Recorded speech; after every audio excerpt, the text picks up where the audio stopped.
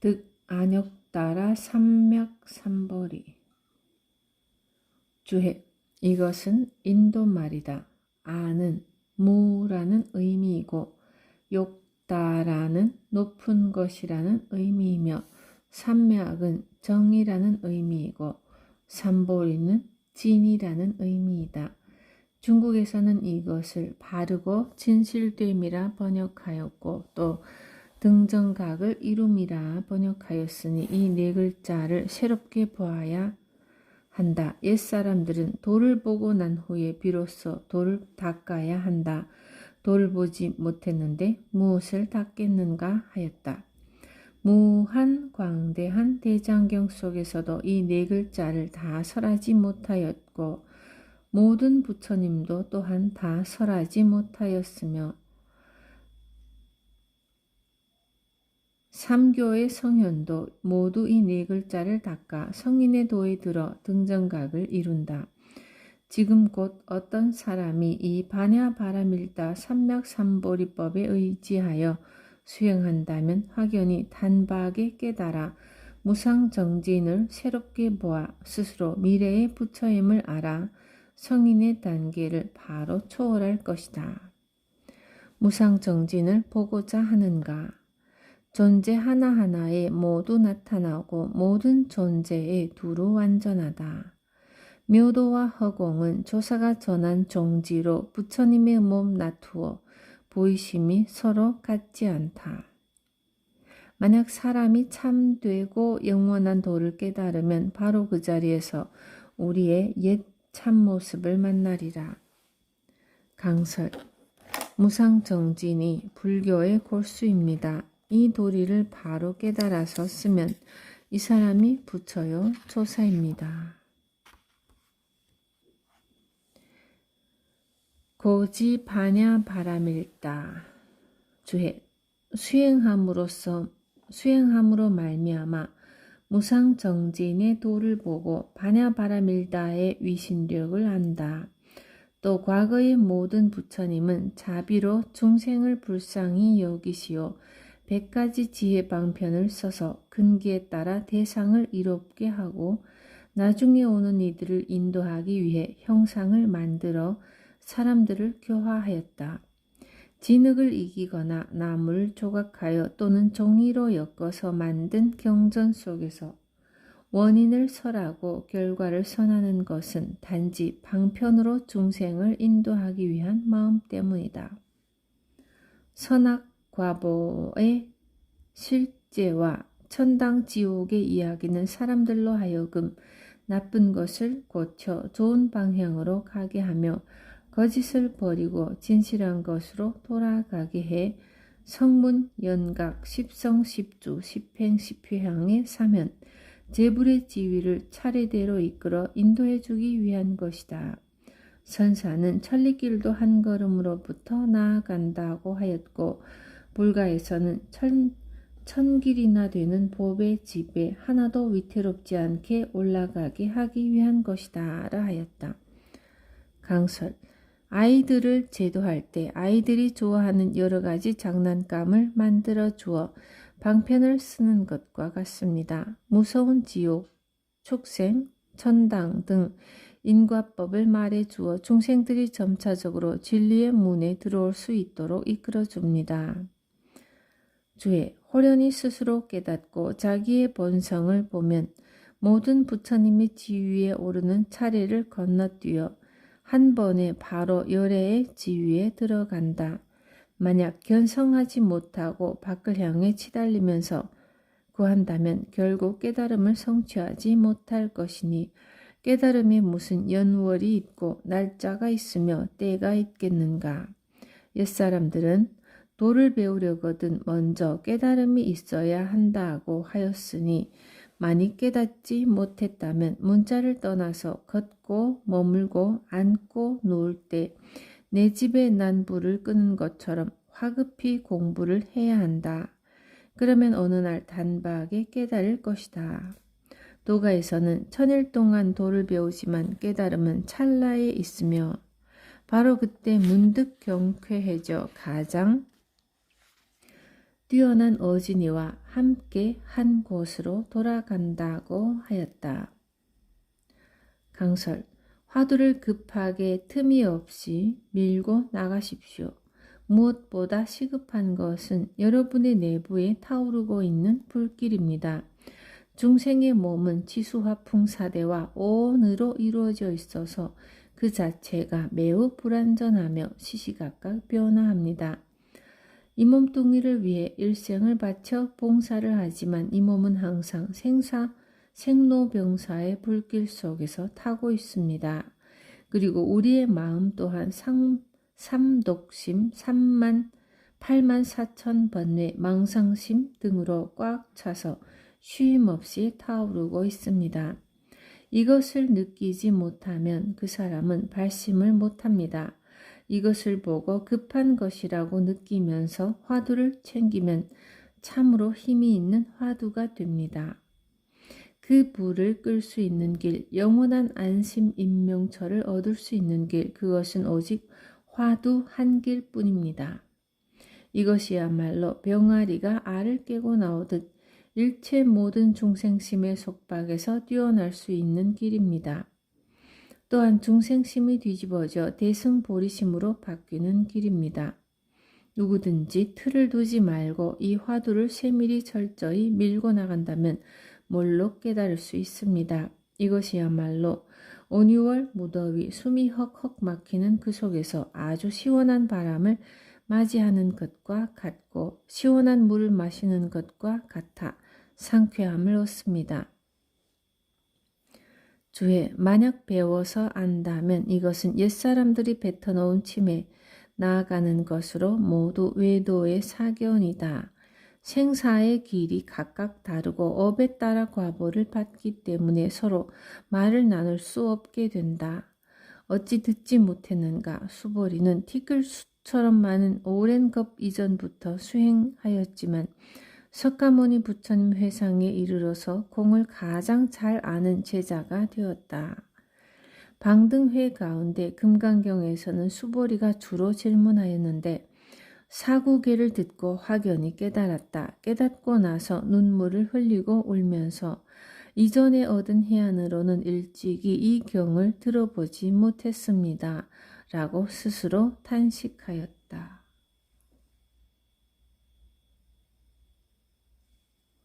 강설. 이 공부는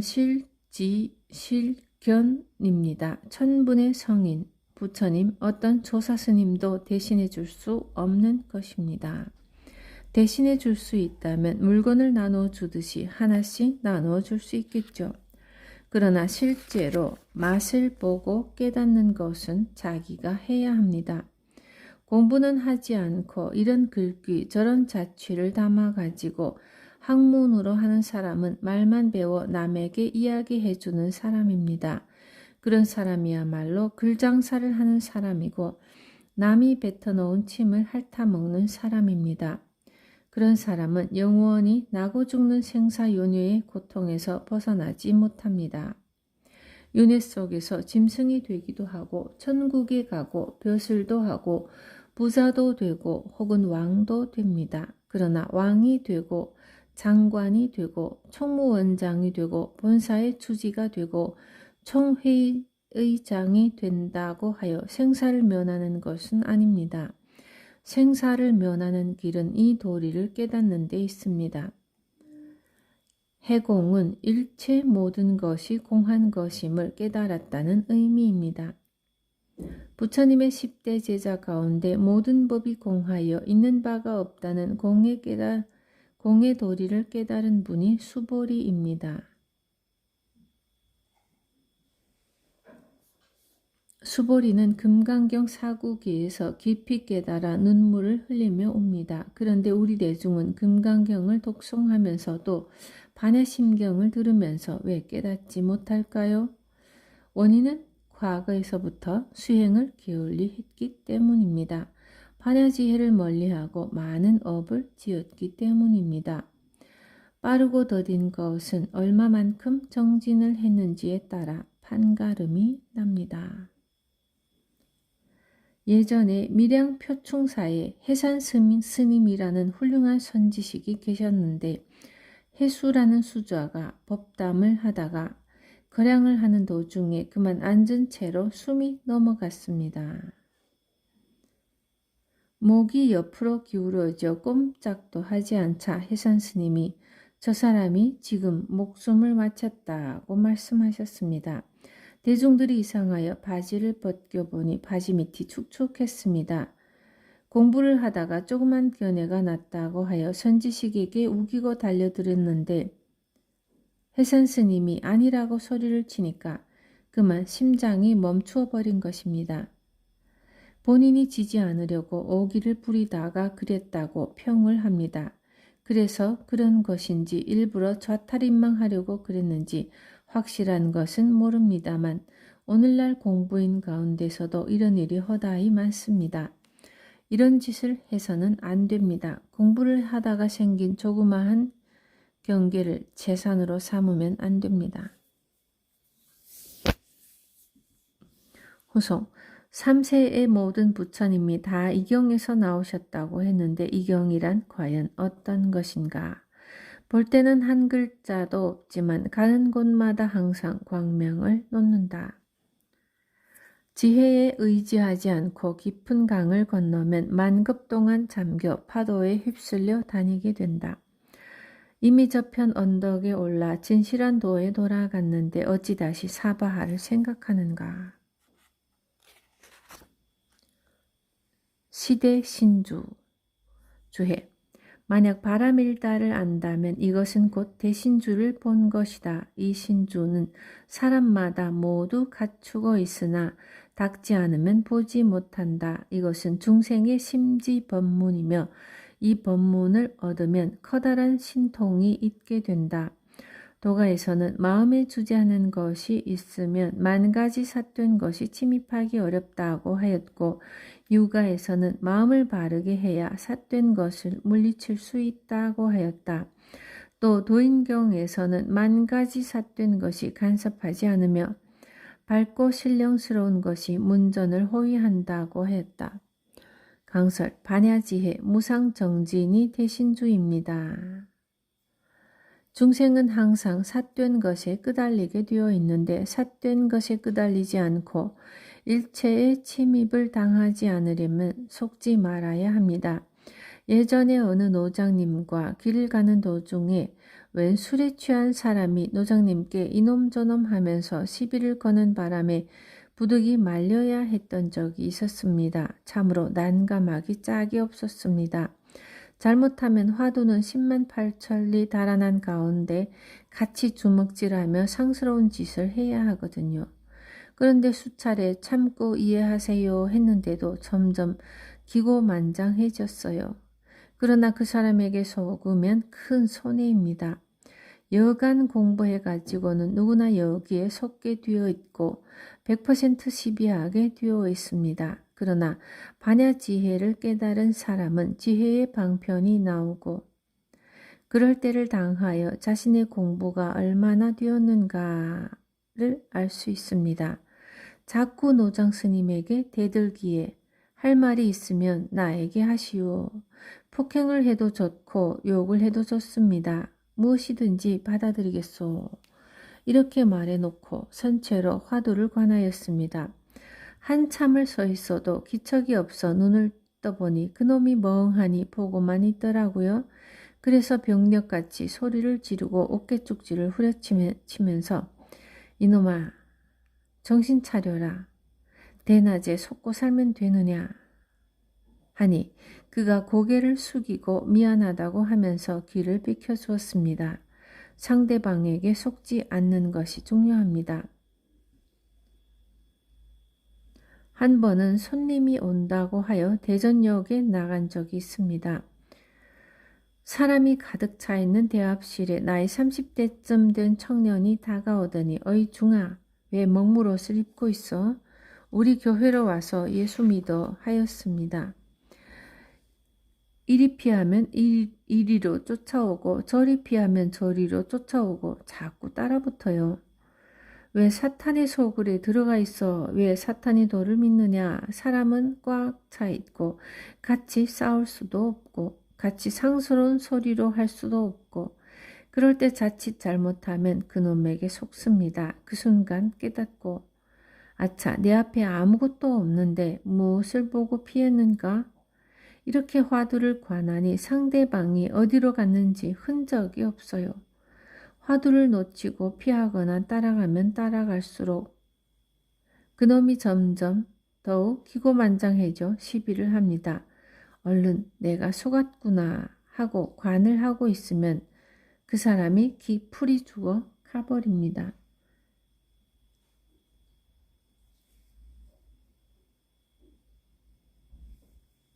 덕산 스님은 법문을 할 때마다 일러도 30방이요 이르지 않아도 30방이라고 했습니다.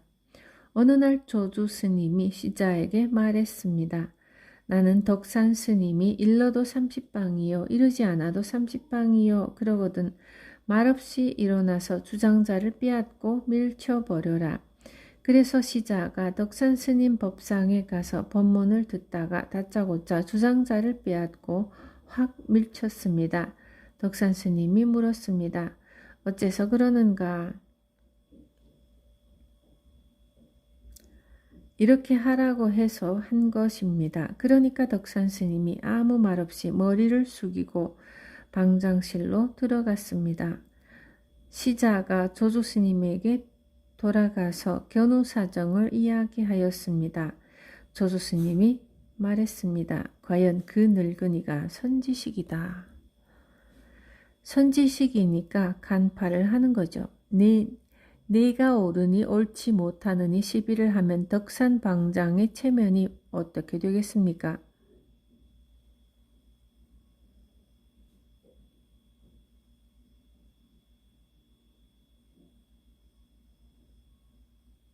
선지식은 날카로운 칼날과 같아서 적재적소의 행동이 나오는 것입니다. 화두일념삼매, 연불일념삼매의 대정 속에서는 만 가지가 다 침입하지 못합니다. 그 자리를 깨달아서 일을 해 마친 대장부라면 어느 곳에서든 침해를 받지 않습니다. 우리의 마음자리가 너무 밝아서 일체의 모든 것을 호위합니다. 일체 모든 중생을 호위할 수 있는 것은 반야심경의 신주입니다. 반야심경 이것은 문자의 대신주입니다. 우리들이 실제로 반야의 지혜를 열지 못했더라도 반야심경을 일심으로 메우면 일체 삿됨이 침입하지 못할 것입니다. 이 신주는 삿된 것을 몰아내고 바른 것을 세우며 죽은 사람을 변화시켜 산 사람으로 깨우며 마군의 경계를 고쳐 신선의 경계로 만든다. 존재 하나하나에 모두 나타나고 모든 존재가 확연히 밝게 드러난다. 믿음의 손으로 잡아오매 그 어떤 것도 방해될 것이 없다. 이 대신주는 마음을 들어 생각이 움직이면 귀신이 없어져 상쾌해진다.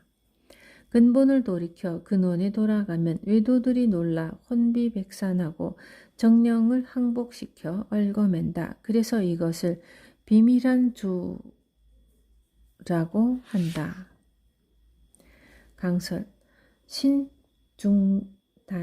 반야심경을 독송하는 것은 최상의 법문을 하는 것입니다. 그러나 일반 신도들은 스스로 반야대신주를 밝히려는 마음으로 독경하는 것입니다. 절에 있는 스님들도 마음을 깨치지 못하고 반야에 대한 정안이 열리지 않은 채 반야심경을 독송하는 것은 법문을 한다고 할 수 없습니다. 일체 모든 성문 연각도 이 반야심경에 의거해 성불하고 해탈을 합니다. 이 반야심경은 일체 모든 법을 통괄하는 것이어서 아주 중요합니다. 이 경을 말하면 일체 정령이 항복을 합니다.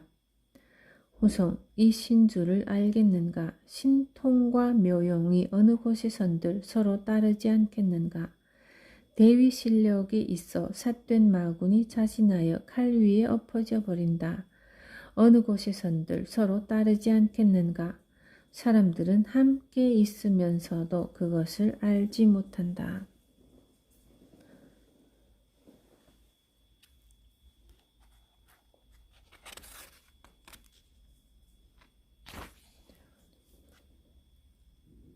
시대명주 주해. 원래 대위 실력이 있어 한 점의 신령스러운 빛으로 자연스럽게 밝게 빛나 시방 법계를 두루두루 환하게 비춰 삼계를 통과한다. 산하대지가 막히거나 걸림이 없고 해와 달보다 뛰어나 비추지 않는 곳이 없다. 여조는 마음의 한 점 등불이 끊임없이 세차게 타오르니 수고롭게 심지를 돋우거나 바르게 하지 않아도 환하게 밝다. 그것을 얻으면 인간의 어두운 것을 비추어 깨뜨리고 홀로 찬 빛을 놓으니 빛이 하늘에 가득하다고 하였다. 비록 말하기는 하였지만 스스로 알지 못하면 밝혀내지 못한다. 강설. 햇빛이 비치는 곳에는 음양이 있습니다. 나무 하나만 막혀도 음지가 생깁니다. 그러나 반야의 대신주가 비추는 곳에서는 음양이 없어서 일월을 능가합니다. 해와 달이 아무리 밝다 해도 비교가 되지 않습니다. 후송. 밝히고자 하는가? 거울 위의 먼지를 털어내라. 그러면 곧 본래 면목을 보리라. 번쩍번쩍 빛나는 광명이 대천세계에 가득 차 있는데 어리석은 사람은 보지 못하고 제 형편에 끌려다닌다. 만약 놓아버린다면 확실하게 한 물건도 없어서 마음이 본래와 다름이 없이 본 성품의 달이 둥글 것이다. 강설. 반야지혜는 일부러 드러내서 쓰는 것이 아닙니다. 거울의 때를 털어내면 본래 면목을 본다고 한 것은 거울을 오래 묵혀두어 때가 묻었다는 상징적인 표현입니다. 이 말은 밝지 못한 사람을 위하여 부득이 붙인 것인데 대명주에서는 이 말이 해당되지 않습니다. 본래 허허탕탕하여 하나의 티끌도 걸릴 것이 없으니 일체 모든 것이 황금처럼 밝아 다른 말을 붙일 수가 없습니다.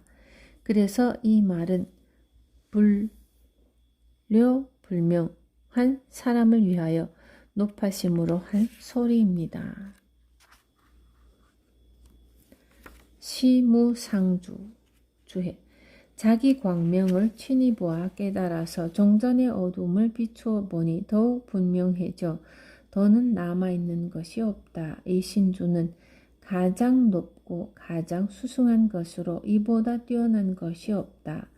일체 모든 법이 다 이 신주에서 벗어나지 못하므로 이것을 위없는 주문이라고 한다. 도가에서 마음은 모든 것의 왕이다라 하였고 불가에서는 마음이 법 가운데 왕이다라 하였기에 위가 없다고 하는 것이다. 다만 한 번이라도 왕이 동요하지 않으면 만백성이 스스로 편안해지고 마음이 어지럽지 않으며 모든 삿된 것이 일어나지 않는다. 후송. 알았는가? 심주는 최상이라 더 이상 위가 없으니 부질없는 생각을 모두 버려라. 사람도 소도 보이지 않을 때 이때가 바로 영산의 어른이더라. 시무등등주 주해. 이 신주는 같은 것이 없어서 말할 수도 없고 비교할 수도 없고 또한 끝간데도 없다. 세간의 이 주문은 드물며 말해 주어도 믿기 어려우니 반드시 이 주문을 몸소 보아야만 한다. 후송. 이 주문을 보고자 하는가? 열어놓으면 태허공을 쌓아놓으며 거둬들이면 털끝만한 물건도 세우기 어렵다. 본래 같은 것이 없으니 신묘한 성품만 홀로 높다. 하늘과 땅을 덮거나 씻기가 어려워 만고에 항상 오래오래 그대로 존재한다.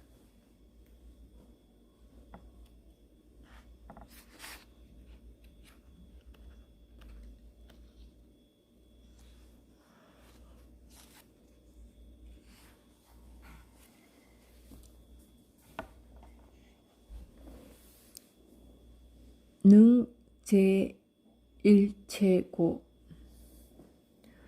주해. 만약 견성을 했다면 무슨 고액이랄 것이 있겠는가? 부처님의 마음은 자비로우셔서 중생이 세간에 떨어져 무한한 세월을 유랑하면서 끝이 없는 고통을 받고 근본으로 돌아가지 못함을 불쌍히 여기신다.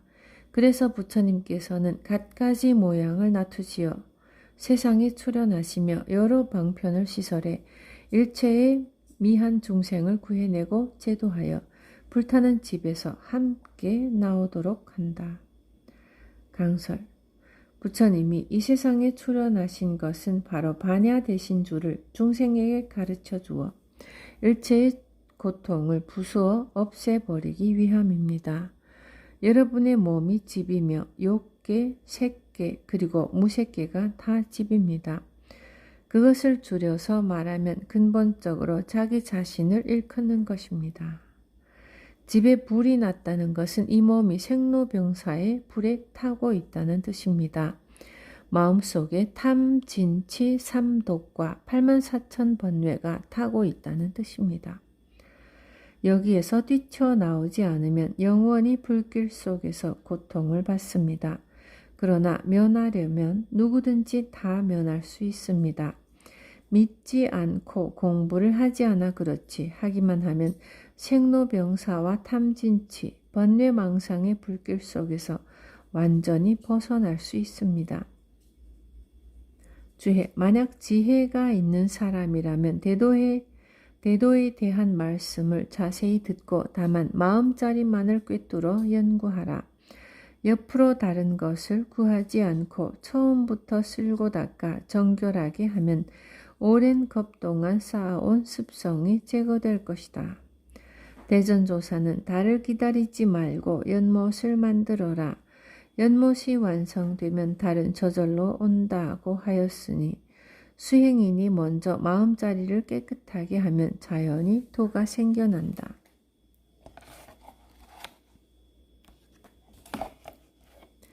강설. 많은 사람과 이야기해보지만 지혜가 없는 사람은 귓등으로만 듣습니다. 첫째는 믿지를 않습니다. 혀가 닳도록 공부를 하라고 해도 안 합니다. 그러고도 다해 마친 사람처럼 보혜향진언을 하고 그 길로 집에 돌아가 홀홀 세월만 보냅니다. 절에 와서 법문을 들을 때는 동그랗게 눈을 뜨고 얼굴을 쳐다보면서 귀를 기울여 듣습니다. 공부를 하려고 쳐다보는 것인지 안 하려고 쳐다보는 것인지 잘은 모르지만 좌우지간 내 얼굴은 쳐다봅니다. 그러다가도 요새 공부 좀 하십니까? 하고 물어보면 아이고 저희들이 되겠습니까? 집안일이 너무 바빠서요. 그러면서 공부를 한 기색이 전혀 보이지 않습니다. 참 애석한 일이죠. 일체만법을 밖에서 풀어보려고 하면 풀 방법도 없고 해답도 안 나옵니다. 모든 것을 안으로 걷어들여 꿰뚫어 조명하면서 들여다보아 의심을 해야 합니다. 그 의심하는 것을 깨면 모든 것이 풀립니다. 실타래를 안에서 풀어야 잘 풀리지 밖에서 풀면 잘 안 되는 것과 같습니다. 주해, 유가에서는 예로서 마음을 다스리라고 하였고 불가에서는 조용한 곳에 있으면서 그 마음을 거두어 섭수하라고 하였다. 또 도가에서는 마음을 항복받고 생각을 끊으라고 하였으니 삼교의 성의는 다만 중생으로 하여금 마음이 한가롭고 깨끗하게 하고자 하신 것입니다.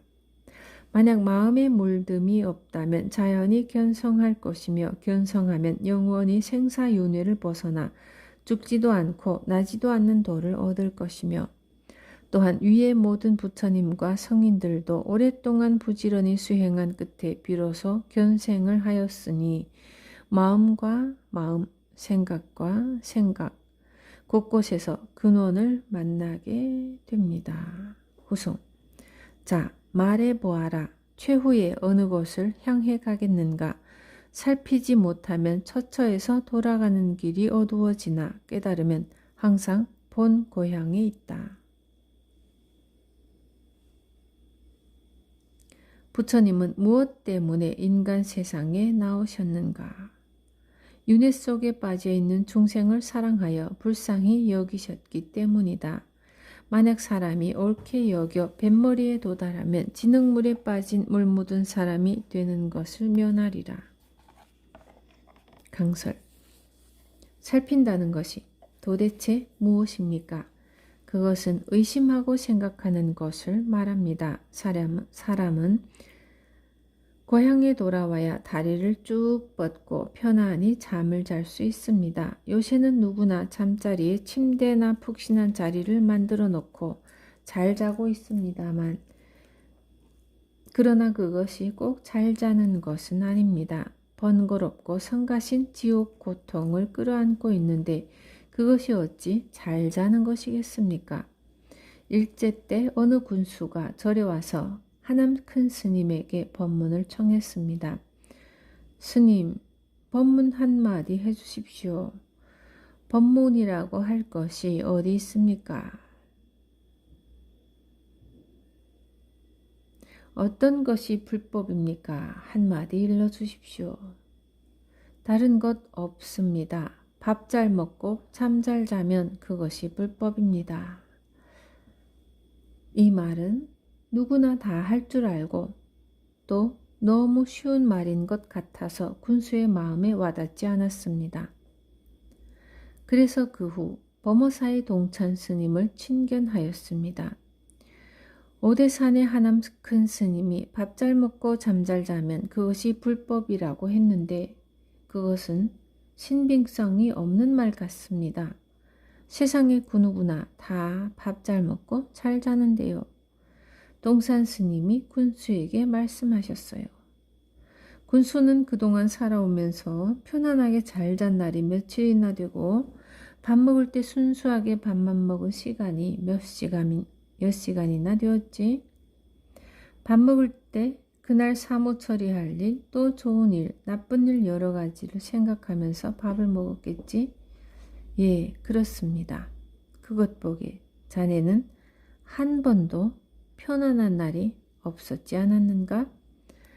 한나라의 왕이 되더라도 마음은 항상 불안하다는 동산 스님의 법문에 군수는 발심을 했다고 합니다. 내 마음을 바로 깨달은 사람은 고향에 이른 사람 같아서 편안하고 걸릴 것이 없습니다. 그러나 태평 시절이라고 말하는 사람에게 일러준 소리가 있습니다.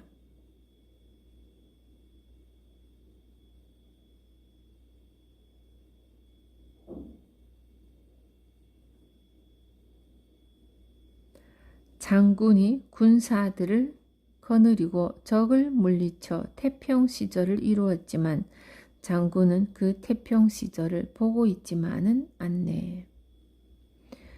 이 말을 척 알아들으면 그 사람은 공부를 애써서 한 사람이라고 할 수 있습니다.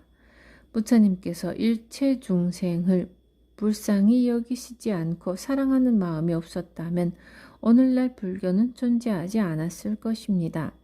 타니대수란 진흙 속에서 뒹구는 것을 말합니다. 배를 타고 물을 건너면 진흙탕을 벗어날 수 있습니다. 무구자도인은 선불이니 황면노자니 하는 말을 많이 했습니다. 중국에는 도교, 유교가 성했고 그러나 부처님 말씀이 중국에 전해진 후에 유교나 신선도에서 풀지 못한 숙제를 풀었습니다. 그래서 부처님 말씀을 배척하지 못합니다. 부처님 말씀을 놓고 설명하면서 도교에 대한 것도 살리고 유교에 대한 것도 살려서 서로 융합해서 하나로 회통시켰습니다. 그 가운데서도 부처님의 반야 사상을 똑같은 견지에서 드러내려고 노력한 분이 무구자도인입니다. 가만히 보면 도교, 유교의 성격을 불교와 비슷하게 해놓았죠.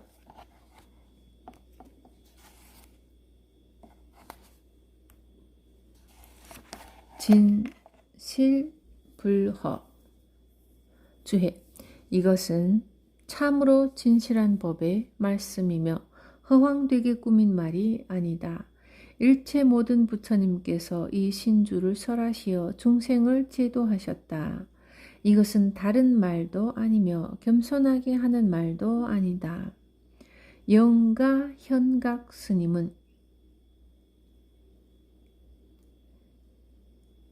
실상을 증득하고 나니 인과 법이 없어져서 아비지옥의 업이 찰나 사이에 사라진다고 하였다. 존재하는 모든 모양은 다 허망하며 오직 모양이 없는 모양만이 진실한 모양이다. 삼천대천세계가 다 무너져 없어져도 이 모양은 무너지지 않으니 어찌하여 그러한가. 도가에서는 모양이 있는 것은 결국 거짓이며 모양이 없는 것이 진인이다 라 하였고, 몸을 이루고 있는 모든 뼈는 쓰러져 흩어지나 한 물건만은 영원히 남아 신령스럽다고 하였다. 도경에서는 처음에 한 봅의 구슬을 달아 놓았는데 그것은 텅 비어 현묘한 가운데 있다고 하였다. 법화경에서는 나에게 값어치를 따질 수 없는 봅의 구슬이 있어 옷 속에 매달아 꿰매 두었는데 밤낮으로 찾다가 어느 날 호련히 미니 보소를 보았다고 말하고 있다. 또 마니보주. 어느 날 호련히 마니보주를 보았다고 말하고 있다. 또 마니보주를 사람들이 알지 못하므로 열애정 속에서 몸소 거두어야 한다고 하였다. 이와 같이 도를 보기는 쉽지만 도를 지키기는 어렵다. 강설.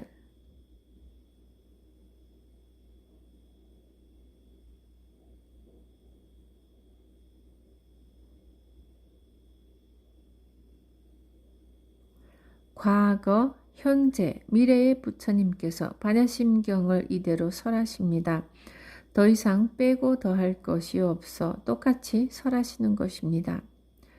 이 세상에서 무상의 상이 제일 크다고 할 수 있습니다. 마니보주는 알아서 얻은 것이 아닙니다. 중생마다 자기 안에 부처가 될 수 있는 종자를 가지고 있는 것을 열애장이라고 부릅니다.